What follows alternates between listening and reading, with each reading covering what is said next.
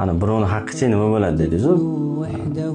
Shu mazlum odamlarga aytadigan gapim bor-da, agar birovda haqqingiz qolib ketdimi, hech anu xavotirga tushadigan joyi yo'q-da. Anu haqni bermay yurgan odam bor-ku, yedirib yubordim deydi, nima deydi? Uxlatib yubordim deydi. O'sha odamlarga bitta gapim bor-da. Ertaga Alloh bitta dardni shunaqa ro'paro qilib qo'yadi boshingizga musibatni. O'sha paytda sizga keladi shu yedirib olganingiz. O'sha paytda zor qaqshab qidirsangiz ham o'sha anaqa haqdor odamni uni kechib bo'ladi. Alloh hech qachon birovning haqqini qoldirmaydi. Bu dunyoda bo'lmasa ham, oxiratda juda og'ir keladi. Shuning uchun birovning haqqidan qo'rqish kerak.